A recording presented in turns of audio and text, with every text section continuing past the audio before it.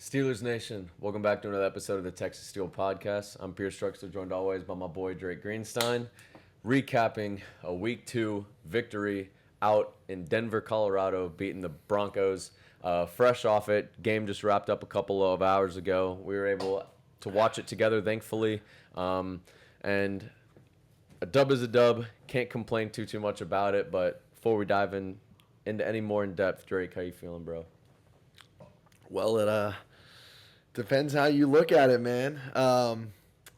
We're 2-0, Steel undefeated, top of the NFL. There's a lot of things to be excited about. We're also top of the North. The Bengals have lost. Oh, yeah. The Ravens have lost. 0-2. Come on. Those are the two teams we look at our with division. the highest odds to win the division. And Yep. now suddenly things are inversed. We're top of the division and top of the league. I'm personally happy, but I know you got some weight on your shoulders after this game, bro. We may have a little bit of two different perspectives here, but obviously you can never complain about a victory. But man, But let's complain about a just, victory. Let's just jump right into it at this point. No sugarcoating. 2-0 obviously feels very good. As Drake mentioned, we had everything damn near go our way. Honestly, across the AFC, Raiders helped us out, beating the Ravens. We had Kansas City, Patty Mahomes doing his thing, taking care of business against the Bengals. A bunch of other AFC teams across the league lost as well. So obviously it puts us in a good pole position. But Just tell me what you liked and what you didn't like.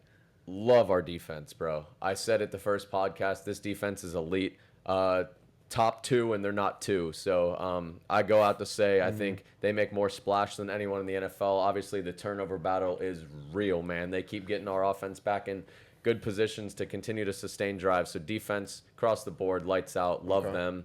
Thought our rushing attack was great. Najee finished with 70. I thought he ran angrily. 70? Got some big conversions when need be. But man, the lack of adjustments in the second half, going into halftime with 13 points and not scoring a single point. I don't know the top number. I'm sure we could pull up the second half, but I know we did not cross 100 yards of offense in the second half, which is just not sustainable. Obviously, Wow. Running. We sorry to interrupt, but really quickly for the viewers, we averaged about 4.4 yards a carry. they were dogs. Even Cordell Patterson had a couple of good carries. Jalen Warren obviously doing Jalen Warren things. He looks like he's back and healthy.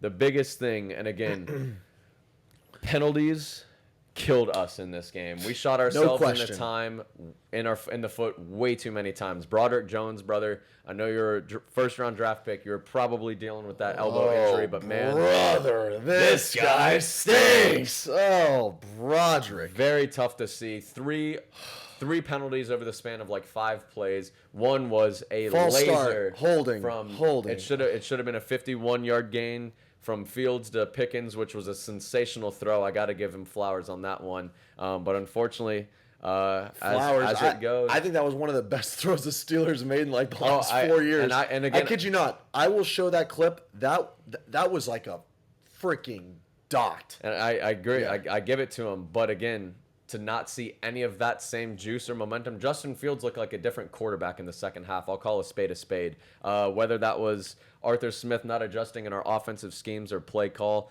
I just really thought he seemed one-dimensional. And I guess I'll just go and say it this way.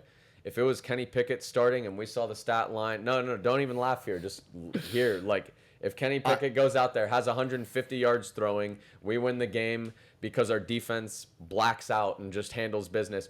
We are playing the Denver Broncos, bro. This is a bottom feeder team, and we can't put up more than 13 points.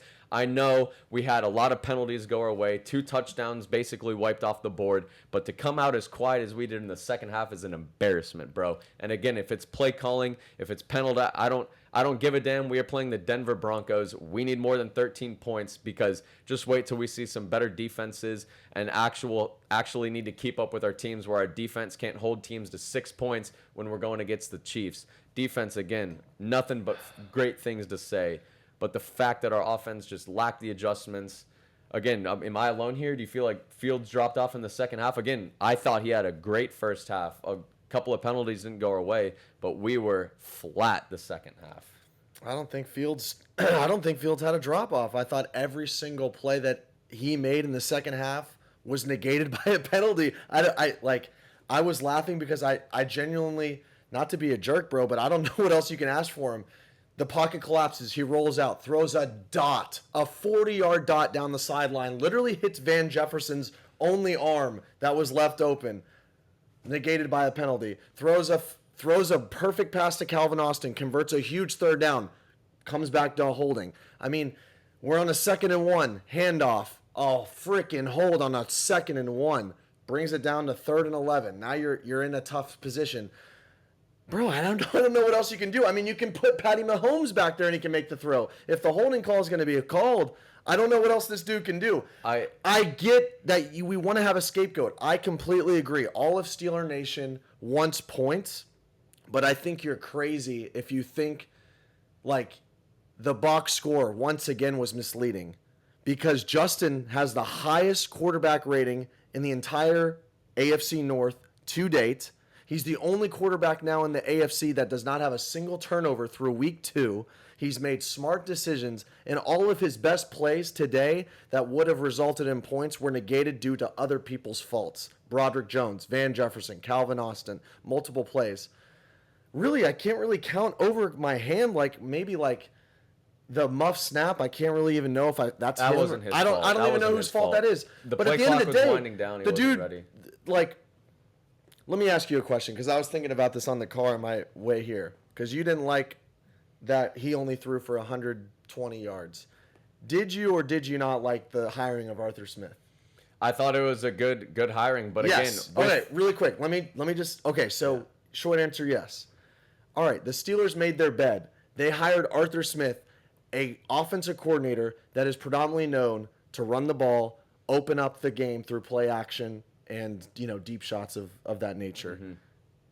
That is literally that's exactly what we did the first 2 weeks. We were executing it to a T. If we wanted Justin to throw for 300 yards, we would have not hired Arthur Smith. Mm-hmm. I think that Justin is executing to the game plan that he's assigned, and I think he's done it exceptionally. And I think if we're going to give a scapegoat, put it on the offensive line and Dan Moore and Broderick Jones for killing multiple scoring drives. That's all I'll say. I think that I don't know if, like, genuinely, I was watching the highlights after the game too, and I'm like, oh, I can't put that one on. Thing is, Steeler Nation, I want the 7th Lombardi just as much as you do. I got it freaking tatted on my arm last weekend, okay? I want him just as... So I'm not married to Justin Fields. I'll put Russell Wilson in there if I think he gives us a better shot at winning. But right now, I think Justin's playing damn near flawless. I think he's doing exactly what's asked of him. And I just think the execution from our O-line or other partner or like other players through penalties is just killing drives. I mean, I'm not going to have Justin throw a risky ball on 3rd and 18 and get even more blame. Like that holding call from 3rd and 8 to set up 3rd and 18 isn't his fault. So that's just how I see it. Yeah. What do you think? I just feel when we get to the more weighty games, like how is he going to exactly step up to the plate? Because yes, he might not have made the mistakes, but when we're forcing him or needing him to throw X amount of more balls, obviously I think he connected on a couple of deep balls, had a few overshots as well, but I don't want to just put the target on his back solo, because again, like you said, I think if we were to give one person an F, it's not Justin Fields, it's going to be Dan Moore and Broderick Jones that get the failing grade. But just knowing that we have these other high power offenses that the dam will break on defense some of these games, either it's Arthur Smith still containing him, because again, I think our second half of offense was horrendous. We had, I think, 5 3 and outs or something. Maybe not 5. But that also is attributed to play calling. I mean, no, we resorted back to run 1 yard. And if you look at the tape, come the second half, the reason why the run game was so inefficient in the second half was they got used to the game plan. They started sending 8 guys in the box, and we didn't even adjust to that. And that's not a Justin Fields problem. I mean, Justin Fields, like, at the end of the day, Arthur Smith is saying, we're going to do another run right up the gut with Najee for 1 yard to set up 3rd and 9, So I'm not sure that's a problem. I think we completely abandoned the play action, which is Justin Fields' biggest strength. That's his best game. So part of me thinks, like, I truly, like I am just as like I feel just as empty about the win, but right now I'm more preoccupied on finding the right culprit of why 13 points is the only points that we have on the board. I will take the W, but right now I'm looking at penalties, conservative play Sloppy. calling, and yeah, conservative play calling, just untimely miscues in the worst times. Just oh, I mean that's not even to mention like third and goal, second and goal in the 2. They call a ticky-tacky offensive pass interference on Van Jefferson. A huge third down in Broncos territory. Calvin Austin gets the completion. We convert the third down. We go crazy. That comes back. Just multiple untimely miscues and calls that just burned us. I don't think it was like a terribly called game. I just thought there was ticky-tacky calls that played against us. But to answer your question, I think in order to really pick up the offensive output, the Steelers made their bed. They hired Arthur Smith. They said, we're going to do the Steeler football way and run, and every once in a while get that deep ball to George Pickens. Now we got to sleep in our bed and live with it because we said this is how we're going to win, but now we're not overjoyous about how we're winning. So part of me is like, you can't have your cake and eat it too. That's just how I'm saying it. We hired a guy that's going to play like his whole winning formula is designed to play like this, and now we're winning it. It's not pretty, but that's what Tomlin hired, and that's just how I see it. Definitely valid. I don't want to pin the target on one person's back in general. It's just I thought we started very hot. I mean, obviously go down there. Was it opening drive touchdown? Or Opening drive tutty. Went right down, and then again that deep shot to Pickens that if it hadn't gotten called back, we could have been up 14-0 early, and it might have been a different outcome, deflated the stadium a bit. But again, it just, when you're playing teams like Denver, these cupcakes, these layups, I'm wanting to be able to put the game away in the first half and kick my feet up for the second half, enjoy, be able to conversate and not pull my hair out watching the TV. And again, I never got to the point where I felt this game was closer, that they were creeping back, but just the drop off on offense. Because again, I thought we had an exceptional first half of offense, even though I think we only had 13 points put up. But whether Arthur Smith just was holding the reins back on Justin, again, I think, like you said, some of the play calling was not up to par, pretty conservative. But I just think if this was Kenny Pickett wearing the green dot out there, he would just get ripped. I just feel like there is weight on the quarterback position. Again, he played a pretty good game, no turnovers, which is obviously we win the turnover battle, we win the game. The Denver Broncos had more yards than us, but we had more turnovers than they did, which helped us get the game. And again, that's defense stepping up when they need to. But I don't think even in those games that we won, Kenny Pickett wasn't rolling out on his opposite leg, throwing across his body 40-yard dots. I guess the main thing that I'm waiting to see is I want to see us win a game because of Justin Fields. Not saying he's had his parts, and I think he's gotten us there. Obviously, his rushing abilities in Atlanta helped us big time. But I want to see that big arm talent. I want to see. Every Steeler just wants to see more touchdowns at this point. But I want to see not winning in spite of Justin, but because of him. And again, I think he's making some good moves. There's just more meat on the bone, as Mike Tomlin would say. And if I'm being honest, I think we haven't untapped it yet. It still could be there, but I'm just ready to see him. I want that fucking game from Justin where we just are like, again, I think he could be the future, but I want to say I know he's the future. You know what I'm saying? I thought Justin was one of our best players. If I'm actually saying it, I put like TJ. Who else had a good game? George Pickens played well. I think Justin was our third best player today. I think every single play. Najee had a hell of a game. Najee played particularly well. Man, I think he did. I just think penalties really were costly, and at that point, there's not really much you can do on a 3rd and 20 other than jeopardize your team even further. Yeah. Ultimately, what did you like though? What were your biggest things that you took home? I touched base on it in the beginning. I think, again, I can't rave enough about the defense, but I'd rather just stick on the offensive side of the ball for this conversation because I think Steeler Nation as a whole is aligned on our defense being elite. I like Najee. Again, I pound my head as to why we didn't pick up his 5th-year option. It would have been paying him $5-6 million, which is pennies for some of these running back contracts. So obviously hope we can get a deal done with him moving forward. I still think he can be a back of the future alongside Jalen Warren, keeping that tandem going. Thought Jalen, coming off injury, had a few good carries. I think he finished with only 30 yards, but some big-time rushes when we needed it. Again, Pickens, I think he could have had a monster game, but I think he was only held to like 30 or 40 yards or something like that. But again, impactful plays, making some stretches down. Darnell Washington, I love the use. Exactly. That was a great play. If you could have told me how we would script a Darnell Washington play, that was cookie cutter what we did. Yep. Goal line, on the 3rd-yard line, have him block, hold for a bit, peel to the back, and just throw it up. You got a 6'6" dude, throw it to the pylon. He's going to go up there and get. So I'm happy to see that.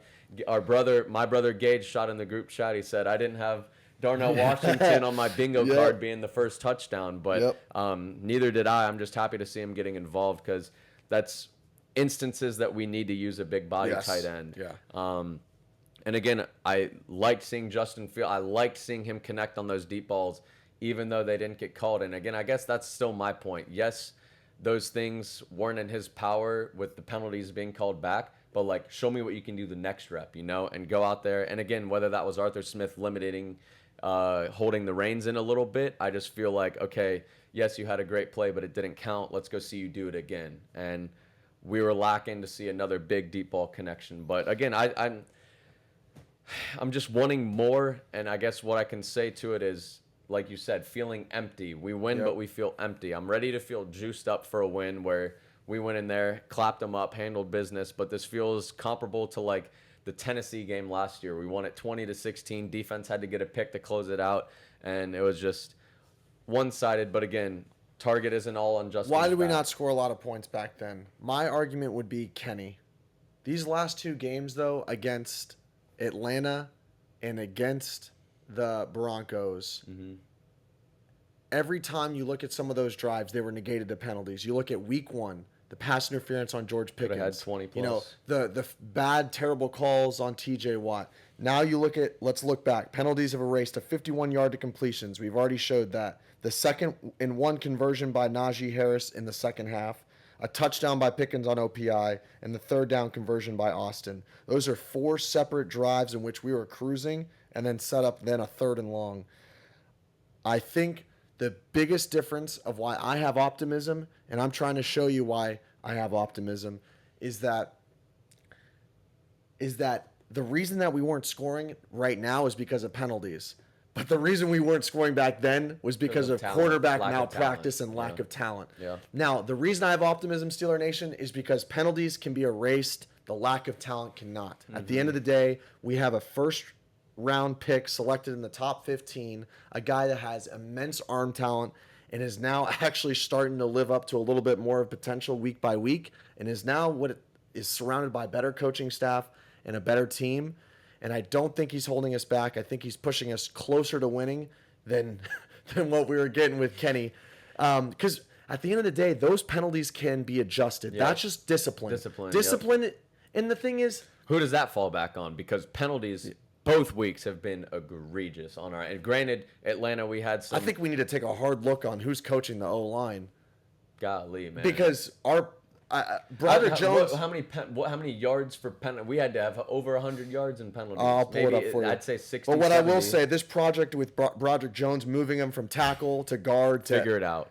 It's killing his confidence. Broderick Jones is becoming a liability. Yes. Anytime you hear Broderick Jones now, it's a holding call, it's a false start, it's a let-up sack. It's not good. It's not good. Troy Fautanu didn't allow a single pressure today. PFF ranked him as our best O-lineman. Oh, yeah, come on. That's something to be His time said. ain't going to go down. Yeah, if anything, we could see Broderick Jones' playtime going down, Fautanu going up. That's another whole nother conversation. But let me pull up the penalty stats here. And again, I can appreciate growing and winning. We can be growing and having all these issues and then get a slap in the face and have an L in it too. So again, 10 for 80. 10 for 80. Horrendous. And you mean to tell me, I mean, that gives you the length of the field to get 3 right there. I don't know if that counts the offsetting penalties. Do those count? I don't know if Oh, yeah. I'd have to double check. I'm not sure if it Oh would. God, Yeah, that sequence was awful. there were too many of them. Four straight plays, 4 straight penalties, 3 offsetting, then one on. Ridiculous. Well, then here, okay. Aside from, or I guess if you want to continue touching on Justin, you can. What did you like, maybe aside from quarterback, or even if you had specifics on defense, you'd like? Truly, like the first half was so entertaining. Very. To me, like I just saw like Justin was decisive, and it's so refreshing to have a quarterback that can make off platform throws, can zip a ball. I'll actually just take you to the first drive. Love that scramble from Justin running to the left to extend To Muth? No. I'm talking about the first scramble where you said we have a quarterback. Oh yeah. So yeah. Justin ran for like 15. I'll show a little Down the replay. sideline. Yeah, early on it's like 2nd and 9, or maybe 3rd and 9. Justin gets out of the pocket, should have been sacked. Kenny's getting sacked. Russ is getting sacked for sure. Justin takes that, makes it a 15-yard gain. Then moving forward. Justin gets on a bootleg, his absolute strengths. We're playing to his strengths. Finds Muth near the sideline, perfectly placed throw. Then we move Darnell in motion, get him from on the O-line to the outside, matched with a linebacker. That is a Easy W decision. as far as matchups. decision. Pre-snap matchups. I bet Justin He saw didn't look. that He didn't look anywhere any else. other way. He didn't look Exactly. anywhere Justin else. literally didn't even have to do processing on the defense. Yep. He knew exactly where he was going. He put it exactly where it needed to be. I thought that was a flawless drive from him. Then moving forward, I thought the rushing attack was good. To be honest, I mean, all I saw was Denver just continue to move like the safety closer towards the field. If anything, I would have continued to take more shots. Oh, And yeah. One thing that I think that goes unnoticed is not only George Pickens' catching ability, but I Yak. think no, not even that. I think what people don't even go to realize is that George Pickens gets pass interference or gets penalized, people penalize him so often. And those plays, if he's not penalized, those are more like 50-yard bombs he's going to catch. Oh, like yeah. George Pickens is getting penalized so much because he's that good. Yeah. And that's one thing that I don't think that we realize is like if he doesn't get penalized there, like that's another 50-yard touchdown. And I think like there was like 3 DPIs on George Pickens and for the most part when Surtain was on him, he was doing his cooking. business. He was cooking. Yeah, we had and that's supposed to be the toughest cornerback matchup he'll have this season. We had a probably. 3rd and 11, and you and I were both kind of like, I don't like this. Hits him on an out route and completely beats him. And then Surtain goes, dang. Yeah. And then there was another bomb. And if the holding on Broderick didn't get called, I mean that was 51 down the seam, sets us up within the 10 for. And then there was another bomb. Surtain, George Pickens beat him, and then he got blanketed with his backs towards the ball. Easy call by the official, and so I liked Fields' first half performance. I love the play calling. I think George Pickens' his value to the offense is just insane. Not only through catching, but penalties, rushing was good. And then what else did I like? Actually, here's what I will stress: is what are we doing on time? How we looking? No, we're good. Okay. We're good. What I will say is, I think everyone will notice is that we need an emerging second receiver, and I think I was just about to pull up everyone else's stats. Ultimately, my biggest takeaway from this game, aside from what we've already previously discussed, is how big a receiver could come into play. I saw on X today when I was scrolling through after the game, I saw a Steelers reporter say, "Am I crazy to think that Roman Wilson could be the difference between a playoff run or a first-round exit?" And I couldn't have said it any better because right now, I love Muth. I don't know if Freiermuth is going to be better than a top 8 to 10 tight end at this point in his career. Because at this point, you would see him ascending. It's not happening. Yep. He's putting up good numbers, but I don't know if he's putting up elite numbers. Yeah. Right now, if we put in Roman Wilson, could Roman Wilson be the difference of this offense? I was hoping to see him in this game, but obviously if it's Coach Tomlin likes to take his time, fully nurse all of the injuries and things of the sort. So I am begging that he is ready to go come Chargers week because, again, I don't think these cupcake games are going to go. I think Chargers could be a high-power offense. They're 2-0. And, yeah, I think they can. I mean, we obviously know they can go into shootout games. Yeah. And are we going to be able to answer and keep up to the par? Looking at the wide receiver, just the class in general, Pat led the charge today. 4 receptions, 39 yards. GP 2 receptions, 29 yards. Jalen Warren was the next leading receiver, 2 with 20 yards, and then Van Jefferson. Yeah. I mean, Calvin Austin 1 for 6. It's Yeah. just we're anemic at the wide receiver position, and again, that could be the reason we see that the Justin Fields to GP connection is real. And I mean, if it ain't real, Yeah. we're in jail. We ain't Yeah. gonna be able to do anything. Yeah. So it's obviously good to see him feeding. And on the best cornerback in the league, I think aside if that one penalty didn't get called back, GP would have over 100 Yeah. yards damn near. And And forget the Van Jefferson play, it'd too. be a different story. Yeah, that one as well. So obviously, And he would have had a touchdown today. it would have That's been, stupid. that would have helped. Yeah. It can never complain about a victory. Obviously, I think both in consensus that there is room to grow, but to see that there is potential in growth. I still feel like I'm looking forward to this upside, being up in the north, leading it whenever we are projected to be bottom feeders in it is a good feeling. Here's a question. We asked it last episode. At this point in time, has Justin Fields won the position at quarterback? If they were to say Russell Wilson's healthy and both quarterbacks can play next week against Los Angeles. I don't think he's won it. I do think it would be ill-advised to stop any chemistry that has been building because we look at the preseason. Russ was suffering with his injury, hardly got any snap. I mean, Justin had many more team one reps in preseason as is starting the first 2 weeks, getting 2 dubs. Yes, it might not be because of him, but it is in spite of him. He's doing his things to lead us to victory, or he's playing his part, like you were saying. I mean, even if Russ is healthy, I think I would still like to see Russ take the field, but I just think it's a new scheme with him out there. You're not going to be throwing play action, getting him on the go anymore. Offense, the receivers need to merge and adapt to it. Again, until we see a heavy drop off of where Fields like completely fumbles the bag and has just a shit game, 3 picks or something like that, I think he's going to continue to hold the keys. Not saying that I think that's the best or the worst, but where we're at and gelling as an offense, I wouldn't want to change up quarterbacks and throw a rock in the whole scheme. But what about you?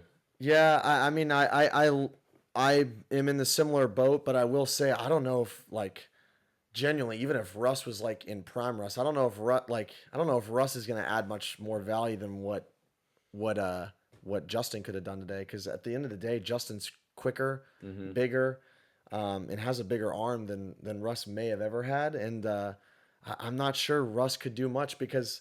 At the end of the day, some of the best plays that the Steelers made on offense today were plays out of the pocket that Russ just at this age cannot do. Mobile enough, especially with a calf injury. Because what we're noticing, and we got a hint at it last year and now this year, is that our run blocking is A+. Our pass blocking, is a whole nother story. I think we're constantly feeling pressures. That's been so bad, but. Yeah, so at this point, I don't think Justin has won it by any means, but at this point, I think it's real freaking hard to pull him out. I would agree. I mean, like Tomlin loves no turnovers and he loves W's, and he's delivered on both.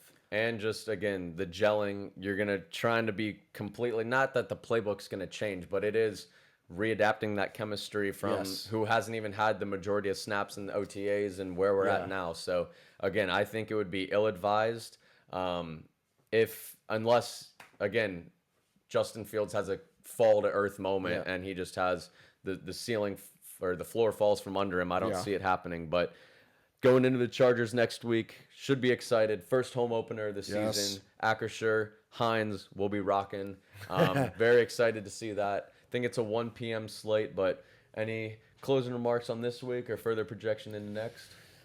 I mean, nothing much. What I'm excited to, I think, I don't not necessarily that the reins are going to be pulled off, but there will be a different strategy going into week 3. Partly because open it up more. Yeah, well, I mean, let's look really quick, and I'll keep this brief. Is that the Chargers are putting up points, and a lot of them. This week they put up 26. The previous week they put up 22.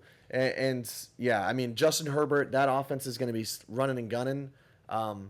Obviously, you want to control the tempo of the game by how you play, but if Justin Justin Herbert starts cooking on their side, then we're going to have to be forced to start cooking and slinging the rock. For sure. It could end up in a shootout, but I just hope we can step up to the plate and be able to shoot out. But we'll have a recap, getting ready, previewing that game here shortly. Good to pull out with a dub, 2-0, atop of the AFC North. Until next time, Steelers Nation, here we go, Steelers. Here we go.